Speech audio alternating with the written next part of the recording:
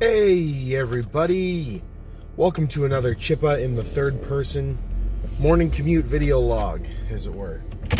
As always, you can find me at patreon.com/thechippa. I do the Chipman Brothers Tangent, Creating Geeks, Shooting the Shit with Chippa, and the Talkbuster podcast. I love doing those things. I like making these little morning commute discussions for you guys. So if you enjoy any of that, it's not free to produce any of that. So if you want to throw a little money over to the Patreon, that'd be great. I'm toying with the idea. I just put up a survey list, a poll to see if people thought tiers might have been a good idea, and I might get them more interested in listening. So, or at least I'm sure, lots of you listen, but interested in giving a little bit of support. People like incentives, so I'm going to try out the tier idea soon, see if that works out. So keep an eye out for that. It's Monday. It'd be great if I could think about what date that is. I think that's the 13th. Am I losing my mind? It could be.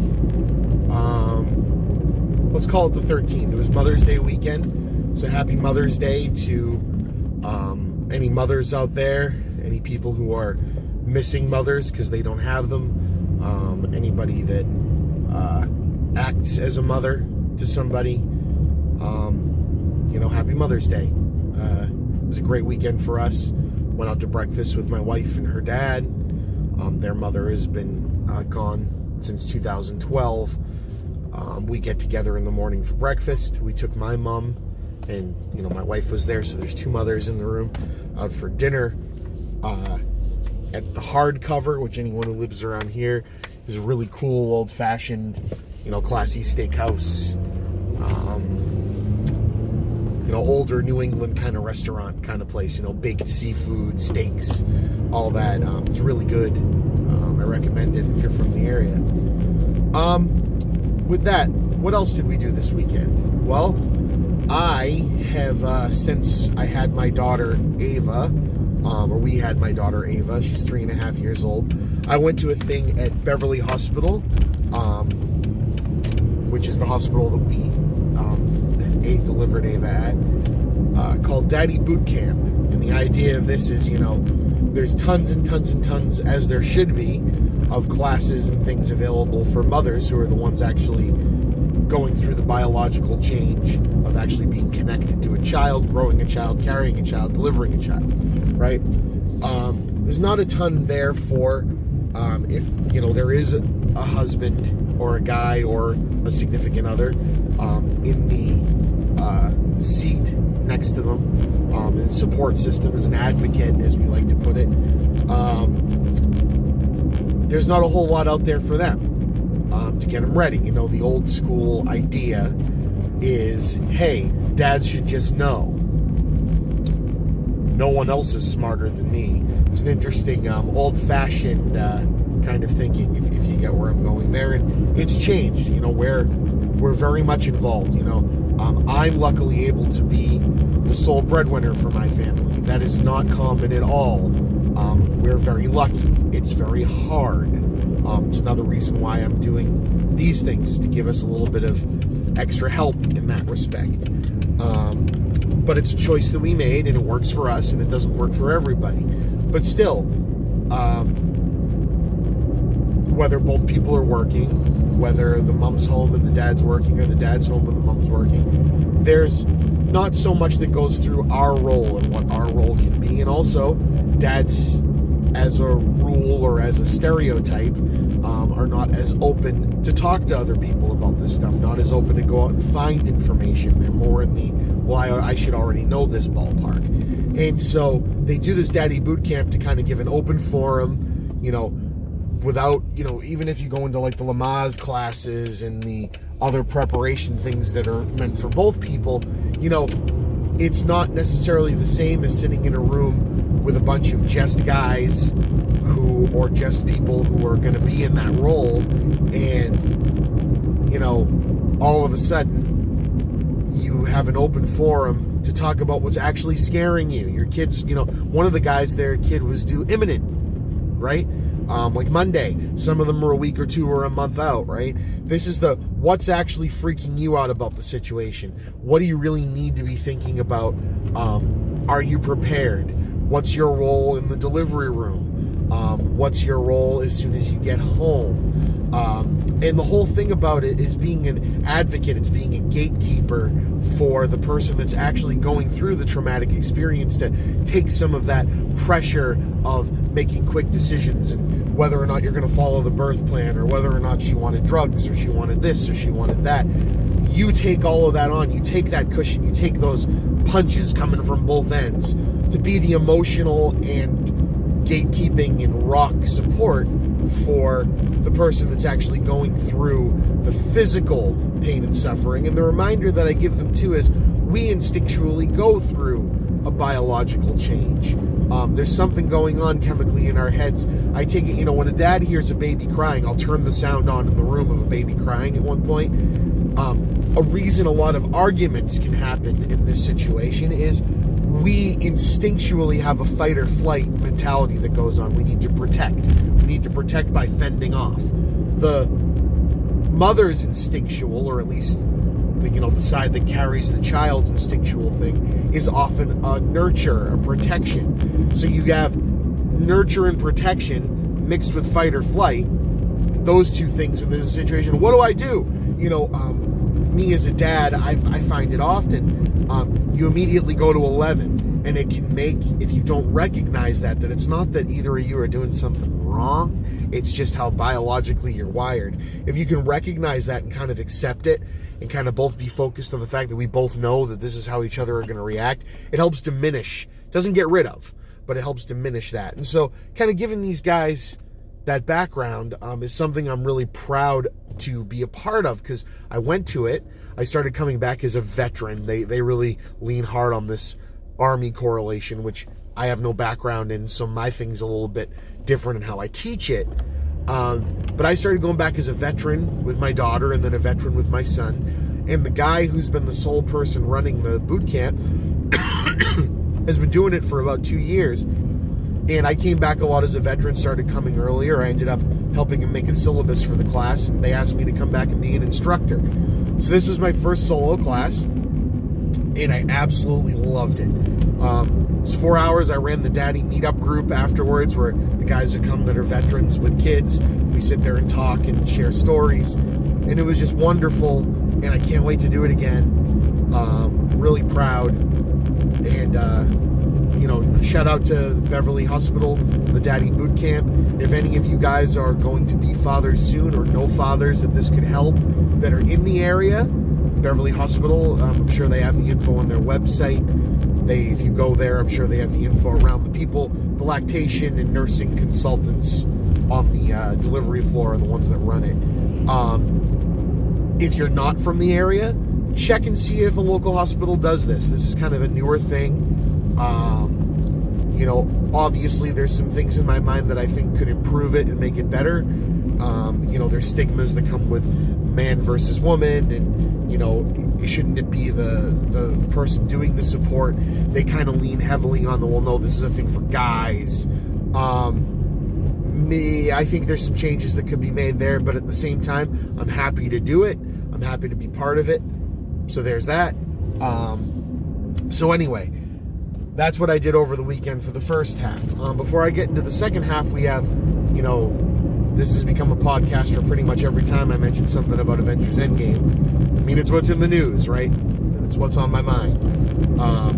Avengers Endgame is, still the number one movie 3 weeks in. That's awesome. It's on its way to crushing Avatar. May not hit The Force Awakens in America, but I still think it will. It's about like 150 million or 200 million out from doing that. I think it'll still get there. Either way, the movie's awesome. It's doing great.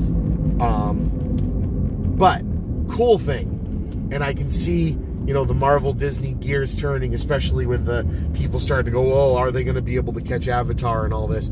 So this movie came out spoiler alert if you still haven't seen it, but this isn't necessarily a spoiler. It kind of saves you time. There was no Marvel after credit sequence or multiple sequences. I call them the shawarma moment. That's what me and my friends call the Avengers was the first, big, the other movies did it before them, but the shawarma moment's my favorite, so we call it the shawarma moment. And other movies that might have a moment like that, we go, what was this movie's shawarma moment? It's kind of funny. So hashtag shawarma moment, you heard it from me. In fact, I'll put that in the description. Hashtag shawarma moment. Anyway, Avengers Endgame didn't have one. Some claim there's some mechanical, electrical sound that's there when the Marvel logo comes up that could mean, something else. We don't have to get into that. But cool thing, we talked about after the directors officially lifted the review embargo or the spoiler embargo, which was, an unofficial thing, but it came from the directors, so a lot of people stood to it. That was last Monday. They released immediately the Spider-Man Far From Home trailer, which, making a lot of sense why they did that, spoils some of the big key points of Endgame. So, supposedly, and I read this morning, they're going to change Endgame in theaters to now play the Spider-Man Far From Home trailer at the end of the credits as the shawarma moment, which some people are being cynical about, but you know what? It's like, it's a victory lap, man. It's I saw somebody put Avatar, Endgame may not finally catch us, and then Endgame sitting there, all right, Avatar, draw 4. You know what I mean? Like, no, we got this. It's a clever way to get people back in the theaters. It's a clever way to reward people that held off and didn't let anything be spoiled, that also haven't watched the Spider-Man trailer yet. Of course, it's something you can find online, but the after credits moments end up online anyway.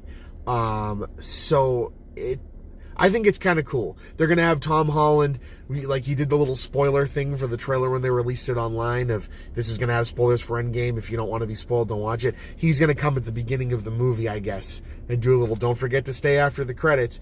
Guaranteed for the authentic experience, there's going to be people going back to the theater that have already seen the movie 2 or 3 times. They're going to see it again just to see this. And I think that's really cool, right? I might. I'm actually kind of excited about it. I thought it was a great trailer. You're talking to a guy who got together with my brother and my buddy Jared when we found out that the Kill Bill trailer, and again, this was early on when I don't think when that movie came out, it was like immediately accessible that this trailer could be found on the internet. It was, no, if you want to see the Kill Bill trailer before anybody else, you got to see Gangs of New York on opening weekend. I had no interest in seeing Gangs of New York. And I didn't really like the movie. So I appreciate it is a technical achievement. It looked beautiful. The acting was good, yada, yada, yada. But I thought the movie was kind of a mess and pointless. But that's just me. Some people love it. How dare I say anything negative about Daniel Day-Lewis? Whatever. Again, he was great in it. I just don't like the movie. Anyway, but we got to see the Kill Bill trailer. And when we found out, we got in a car, we bought tickets, we raced to the theater and got there on time for it. And it was glorious. But so, I'll probably go back. But I think this is a great thing. I think getting to see that Spider-Man Far From Home trailer on the big screen, the fact that it hasn't been showing up before anything yet, is really cool. And I actually, like I said, I think it looks really good. I'm still confused as to why they're doing it now with the multiverse after Into the Spider-Verse did it, since they're supposed to kind of be same, whatever. I don't know what's going to happen. But, it's cool to know that the Endgame writers, because Endgame and Infinity War were kind of all made at the same time, didn't know the Far From Home people were going to use a plot point of their movie as like the breakdown of the multiverse. I think that's really cool. So, that's awesome. So, third thing, this weekend we went to the drive-in on Saturday night and saw Detective Pikachu. Now, I'm assuming if you're listening to this, you know what Detective Pikachu is. But in case you don't, and I don't really know a ton, but Detective Pikachu is a spin-off game of the Pokemon series where Pikachu is a detective. I don't know how much this movie keeps to the story of that game. I imagine a lot of it is different, and it's just homage because this is a pretty borrowing from a lot of different movies kind of a story. So anyway, Ryan Reynolds is doing the voice of Pikachu. He is an absolute delight. He's basically doing the Deadpool shtick without the vulgarity. He's very self-aware, it's very fourth wall breaking, it's very winky, and he is having the time of his life. The animation and character design for the Pokemon is top-notch. This is the guy and crew, I would imagine, that did the Goosebumps movie. Not the second one, the first one, which I've talked about on here before if you've slept on it. Goosebumps is great. Now, both of these kind of fall into the same thing of, and I don't mean this as a negative. I really don't. These are very much movies for children. And I don't mean that they are stupid and dumb and silly and won't have anything interesting for adults. But plot-wise, character development-wise, everything is very broad. Everything is very, easy to understand. There's not a whole lot of surprises that hit very hard or are very complicated to understand. It's not like, the later Harry Potter movies require you to have, a roadmap of how all the characters went. It works like a kid's TV show, like a kid's anime TV show, more to be specific. Characters are caricatures, they're archetypes, they're not doing much more than being very self-aware that we know this is a movie. This is a celebration of the brand. And I think where other video game movies have gone south or failed is their inability to embrace that. And I mean it. Like, look at Pacific Rim. Pacific Rim is criticized by a lot of people for being very light on story, for being very light on character development, for being very light on good dialogue. Pacific Rim is a brand celebration for kaiju and big robot monster movies. It's distilled, watered down, and delivered in exactly what it needs to be to give that celebration to the audiences. It's a very, very high-budget fan film. And that's what Guillermo del Toro was. He was making you a fan movie about kaiju and about big robots. And that doesn't work for some people. It works for others. I think it's a blast. Detective Pikachu is this. It is a incredibly well-polished fan movie for new fans and old fans of Pokemon. Now, my father-in-law, who knows nothing about Pokemon, this is like the last thing he would ever go near. And his kids were old enough that even if they had played these things, he wouldn't have been necessarily aware of it. Went and saw it over the weekend. Just, he likes movies, so he goes and sees it. And he likes Ryan Reynolds. And he said it was really charming. Of course, he goes, I know nothing about Pokemon. I don't know what these things jumping up on the screen are. He said, but, for a kid's movie, he found it very fun. And he liked the story and liked how it was delivered. And a couple of the twists near the end were actually kind of surprising. And, it's a cool, it's not high art, but man, and I'll say it here before, I get a little bit deeper into it. If it wasn't an absolute blast to watch, it made me smile. It's like if I was a kid and they put one of the Saturday morning cartoons like Sky Commanders or Transformers or, they did it with Transformers, but, just something that I held really dear and watched. If somebody went and adapted it for the big screen, I'd say akin to the Ninja Turtles movie, even though that's a lot darker than this.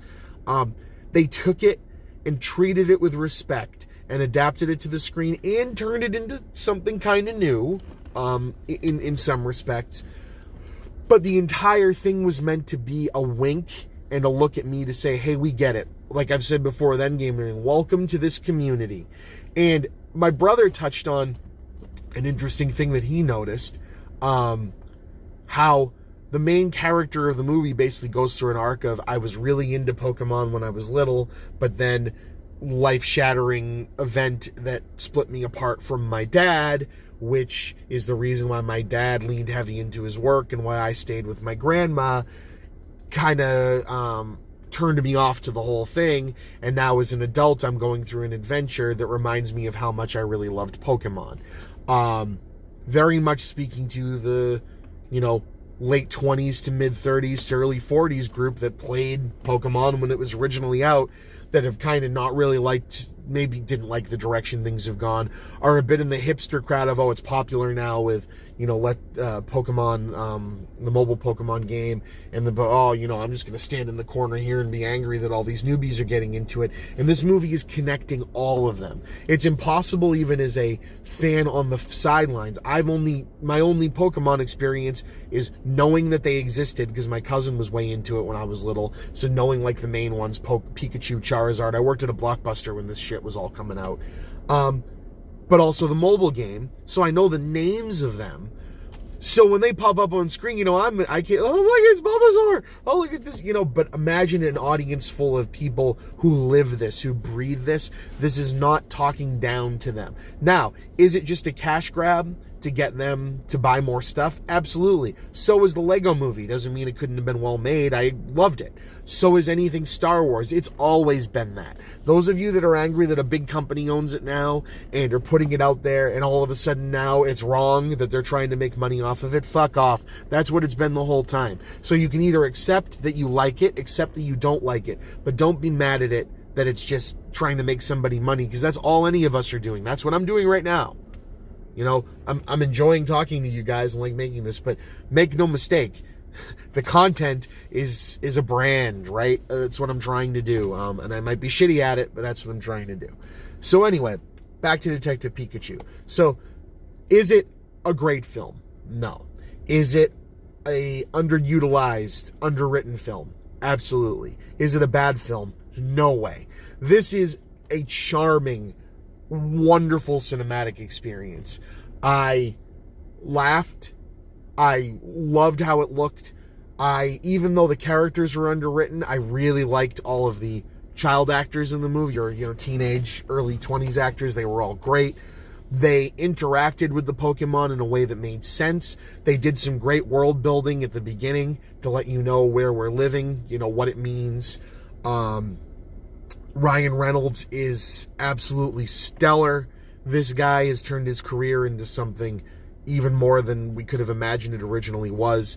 His work as Pikachu is believable. The twist of why Pikachu can talk is not as on the nose as you think it's going to be. It's actually kind of a surprise depending on what direction you let the movie take you in. The who's the villain, who's not thing works really well. What's actually going on, the mystery is pretty cool. Again, it's kind of all unveiled in a very childish, very simple to understand and explain kind of a way. But that doesn't take away from it. Recognizing who the audience is for the movie, is a way to enjoy it. The self-aware winks to the Pokemon franchise are all over the place. It's surprising that a movie about Pokemon, again, it's a detective movie. It's Detective Pikachu, but the first big live-action cinematic experience of Pokemon has one scene of catching Pokemon, which is great, by the way, right at the beginning, and one or two scenes of actual Pokemon battles, like in the organized standpoint. But then, there's tons of action and battling otherwise. But it's just interesting how different it is. I won't tell you if any characters from the games show up in the background because I don't really know the games. I can tell you I don't think Ash Ketchum is anywhere in there. Doesn't mean there isn't a kid with a hat and a backpack walking by in the background that I didn't see. And again, spoiler warning, I should have said it earlier on Detective Pikachu, but even though I'm not so sure what it means about, I'm assuming in this universe that Pokemon is a TV show because Pokemon exist, or Pokemon at least is a brand, is definitely out there because in the games, it is, you buy Pokeballs, you buy this. So there's a wonderful scene of distress where all the characters are split up and everyone's sad and Pikachu's walking around sad. And he sadly sings the original Pokemon TV show theme. And it is definitely a high watermark of brilliance and setup and delivery in this movie. It's just wonderful. It made me laugh. It's really well done. Another cool thing is that this 100% is meant to exist in the universe with the other Pokemon movies. Which is spoiled in the trailers, but just in case, another spoiler warning, they talk about Mewtwo in this film. The note is, he disappeared from the Kanto region 20 years ago. Well, what came out 20 years ago, right? So it's kind of a fun little nod. Stuff's all over the place. I found Detective Pikachu absolutely charming. It made me smile. I can't wait to see it again. And if you have people in your life that are even remotely fans or aware of Pokemon, get them out to see this movie, because it is a celebration of the people who love this, and it's actually accessible, unlike the Warcraft movie, which was a celebration, which I still feel is actually a pretty solid movie. It's a big goofy mess, but I feel it's a pretty solid movie because it is 100% made for fans of Warcraft. This is 100% made for fans of Pokemon, but it's a lot more accessible. Rob Letterman, who did Goosebumps, does another fantastic job of bringing something that was really important to people as their childhood and making it for a new generation, but also accessible. Great. Go see it. That's about it. This has been the Chippa. I'll see you guys on the other side.